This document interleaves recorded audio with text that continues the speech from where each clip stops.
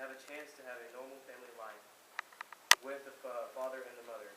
A child's primary role models are his or her parents. Bringing a heterosexual child up into a homosexual household gives them the distorted view of minority sexuality, such as if a girl was brought up by two men, they would fail for the benefit from feminine influence. A girl is going to need her mother, and someone's going to need their father. Also, well as health problems is a major factor in this. There's studies found that 75% of homosexual males claim to have more than 100 lifetime male sex partners. 50% claim 100 to 249 sex partners. 17% claim to 249. With all this information, like I said, I urge you to think about the children, think about their safety, and keep same-sex marriage illegal. Thank you.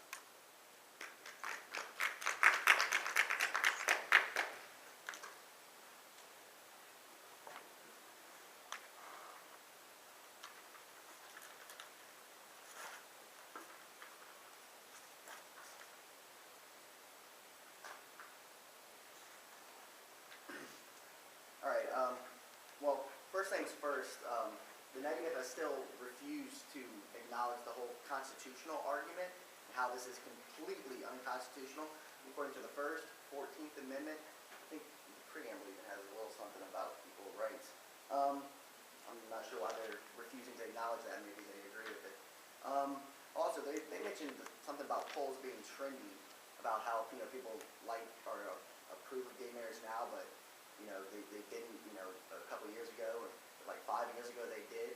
All that tells me is 5 years ago we should have legalized same-sex marriage. I don't see why we should wait till now.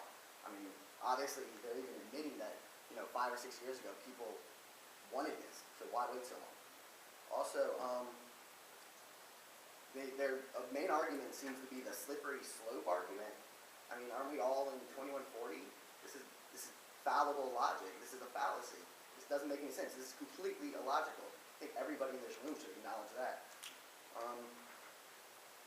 Also, then their whole argument about this being unsafe for children, children being in homes, or the fact is that's a completely non sequitur argument.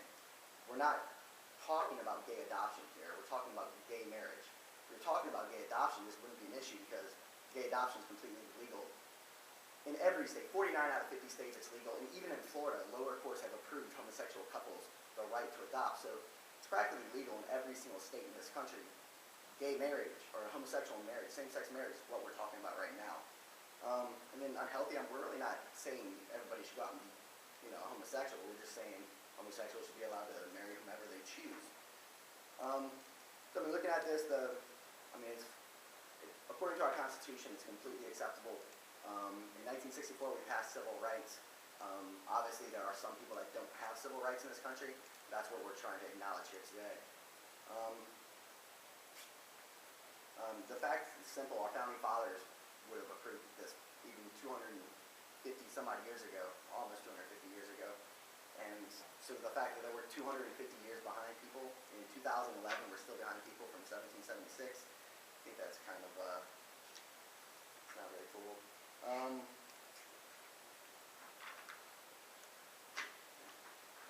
Good.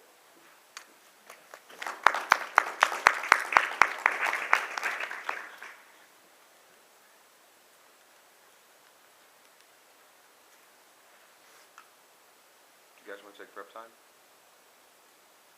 You have 2 minutes for the whole round.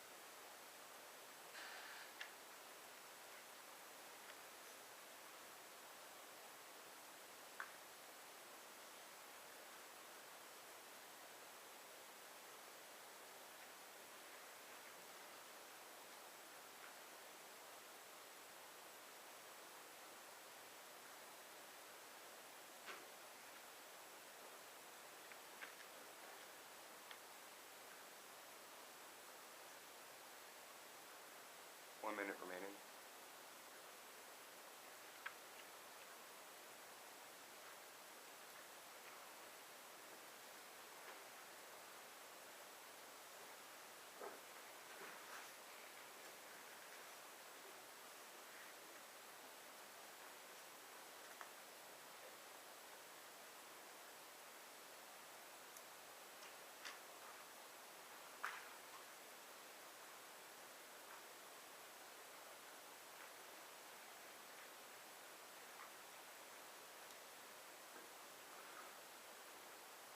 You have 30 seconds. You have 30 seconds.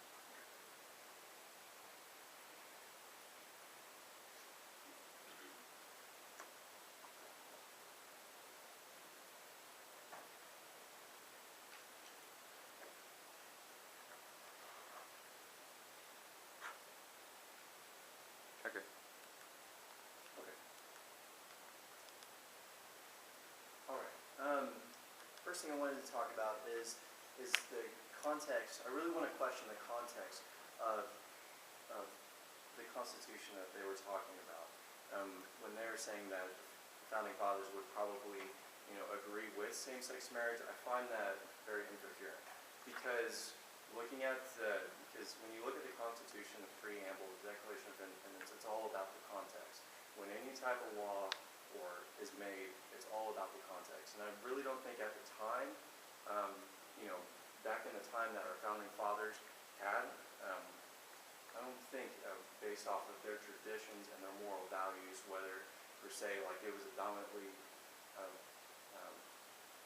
Christian atmosphere or whatever, at that time there would not be a strong support for gay marriage at the time. So I would question the context of what they're saying. Now, on the second part, we wanted to argue against what Cody was saying, and the advocates of same-sex marriage argue that it will have little impact on anyone other than couples who marry. However, even in the brief experience in Massachusetts, where same-sex marriage was imposed by the state Supreme Judicial Court and began on May 17, 2004, which had demonstrated that the impact of such a social revolution will extend much further, including into public schools where our children are educated, where they're supposed to be educated on learning and not have predisposed morals and values from other teachers onto them. Now, already some gay and lesbian, in September 2004, National Public Radio reported already some gay and lesbian advocates are working on a new gay-friendly curriculum for kindergarten and up. They also featured an interview with Deb Allen, a lesbian teacher who teaches 8th grade sex education in Brooklyn, Massachusetts. Allen Fieldnow is emboldened to teaching a gay-friendly curriculum, declaring, if somebody wants to challenge me, I'll say, give me a break, it's legal now. And one thing that he said, can a woman and a woman have vaginal intercourse? In front of her classroom, she brings this up. I would question the audience here. Would you want your children in 8th grade to actually hear this type of thing and to go on rather than having your influence as a parent on them and teaching them what is right and what is wrong rather than a teacher? So I really want to leave you guys with that question there. And thank you.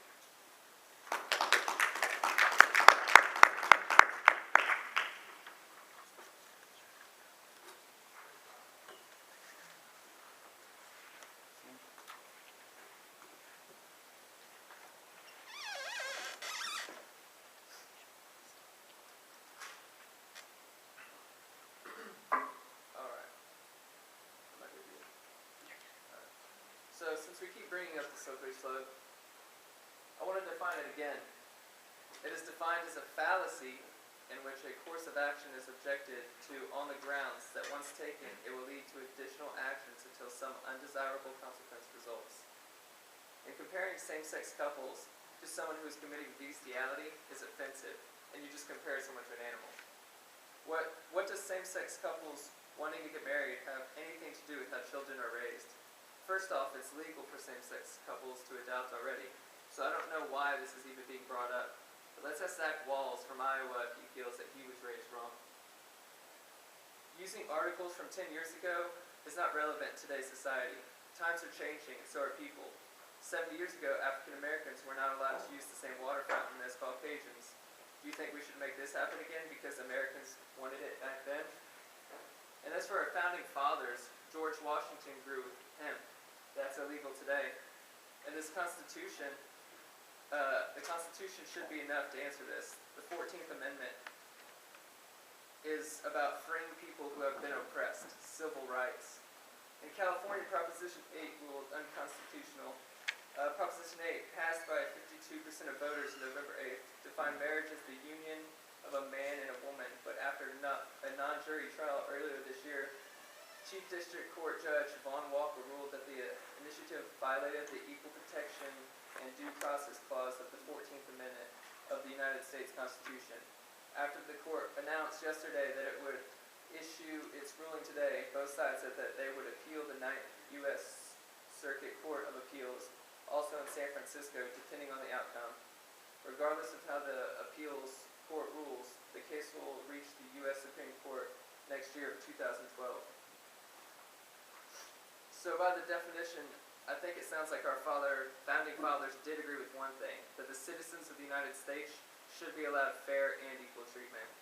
And as for Obama agreeing with same-sex marriage, I don't think this is a decision that should be left up to him. It should be left up to the American citizens.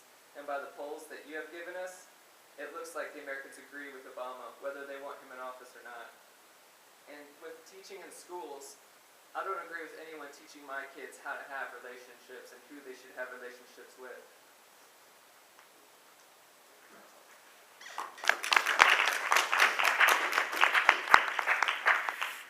Okay, we've heard several speeches on this very, very controversial topic. We have a couple of minutes to accept some questions from the audience.